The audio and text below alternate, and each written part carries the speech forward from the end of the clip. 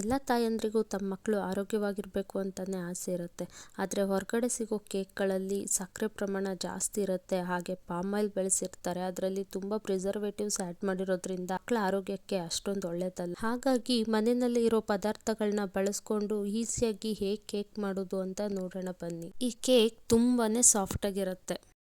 ನಾನಿಲ್ಲಿ ಒಂದು ಬೌಲ್ಗೆ 1 ಮೊಟ್ಟೆ, 3 ಸ್ಪೂನ್ ಬೆಲ್ಲದ ಪುಡಿ, ಅರ್ಧ spoon baking powder, 1/4 spoon baking soda ಹಾಕಿ ಚೆನ್ನಾಗಿ ಮಿಕ್ಸ್ ಮಾಡ್ಕೊಳ್ಳಿ.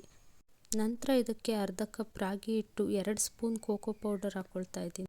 ನಾನು ತಗೊಂಡಿರೋ ಕೋಕೋ ಪೌಡ್ರಲ್ಲಿ ವೆನಿಲಾ ಫ್ಲೇವರ್ ಇರೋದ್ರಿಂದ ನಾನಿಲ್ಲಿ ಬಳಸ್ತಾ ಇಲ್ಲ. ನೀವು ಬೇಕು ಅಂದರೆ ಸ್ವಲ್ಪ ವೆನಿಲಾ ಎಸೆನ್ಸ್ನ ಆ್ಯಡ್ ಮಾಡ್ಬೋದು. ಇದನ್ನೆಲ್ಲ ನೀಟಾಗಿ ಮಿಕ್ಸ್ ಮಾಡಿ ಪಕ್ಕಕ್ಕಿಡಿ.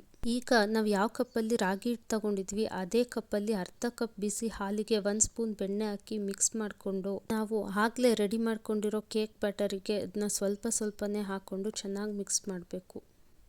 ಕೇಕ್ ಬ್ಯಾಟರ್ನ ನಾನಿಲ್ಲಿ ತೋರಿಸಿರೋ ಥರ ಒಂದೇ ಡೈರೆಕ್ಷನಲ್ಲಿ ಮಿಕ್ಸ್ ಮಾಡಬೇಕು. ನಂತರ ನಾನಿಲ್ಲೊಂದು ಬೌಲ್ ತಗೊಂಡು ಅದಕ್ಕೆ ಸ್ವಲ್ಪ ಬೆಣ್ಣೆನ ಹಚ್ಚಿ ಅದನ್ನು ಗ್ರೀಸ್ ಮಾಡಿಕೊಂಡು ನಾವು ಆಗಲೇ ರೆಡಿ ಮಾಡ್ಕೊಂಡಿರೋ ಕೇಕ್ ಬ್ಯಾಟರ್ನ ಹಾಕ್ಕೊಂಡು ಅದಕ್ಕೆ ಸ್ವಲ್ಪ ಡ್ರೈ ಫ್ರೂಟ್ಸ್ನ ಆ್ಯಡ್ ಮಾಡ್ತಾ ಇದ್ದೀನಿ.